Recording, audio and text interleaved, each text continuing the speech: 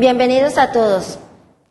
En este video vamos a tratar el tema de intervenciones tecnoestructurales que hacen parte del desarrollo de la organización. Las intervenciones estructurales se refieren a actividades estructuradas a las que se han comprometido personas o grupos en el seguimiento de una secuencia de tareas para llevar a cabo el mejoramiento de la organización.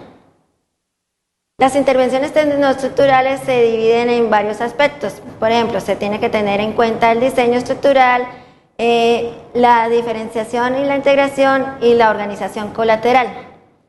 Estas intervenciones van enfocadas en primera medida en la productividad y en la realización humana.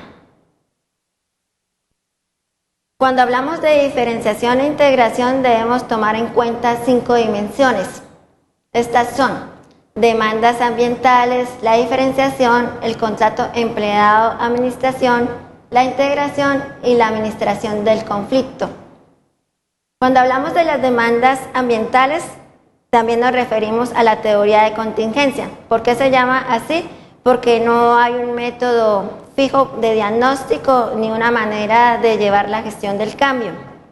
Cuando hablamos de diferenciación nos referimos a la determinación de funciones que tienen las diferentes áreas de la empresa. Estas funciones por ningún motivo se pueden duplicar. Cuando hablamos del contrato de empleado-administración nos referimos a la percepción que tienen los empleados sobre la organización en la que trabajan. La integración se refiere a las actividades enfocadas en un fin común. ¿Qué quiere decir esto? Que aunque hay varias áreas en la empresa con diferentes actividades, todas tienen que ir enfocadas a la estrategia de la organización. Al hablar de la administración del conflicto, nos referimos a cómo la empresa maneja el tema de conflictos entre diferentes departamentos. Cuando nos referimos al diseño estructural, tenemos en cuenta que hay una necesidad de especializar y coordinar. Cuando hablamos de especializar, nos referimos a la especialización de la tarea como tal. Y cuando hablamos de coordinar, nos referimos a la especialización en el marco global de la organización. El diseño estructural tiene varias opciones. Está el diseño estructural departamental, el matricial, por proyectos y por unidades estratégicas de negocio. Entonces, lo que uno debe tener en cuenta, ¿cuál es el que permite ser más flexible para aplicar cambios en caso de ser necesario? Para este punto de diseño estructural se deben tener en cuenta las dimensiones claves. Debemos saber cómo funciona, cómo se maneja la estructura existente, cuál es la estrategia que tiene la empresa y cuáles son los mecanismos para integrar a los empleados en la estrategia y en la estructura. El diseño estructural básicamente se trata de un sistema de comunicación y de autoridad de la organización.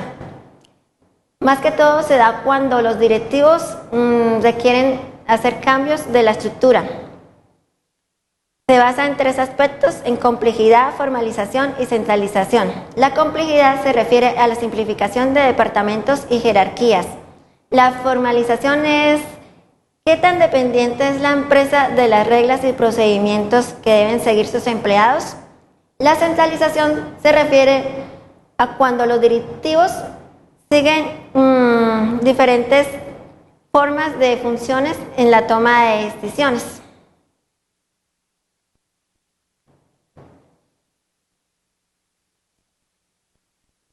En este aspecto también tenemos en cuenta que hay la reestructuración y la reingeniería. También hacen parte de las intervenciones tecnoestructurales. Cuando hablamos de reestructuración nos referimos a que la empresa está buscando reorganizar la estructura. Básicamente, ¿por qué?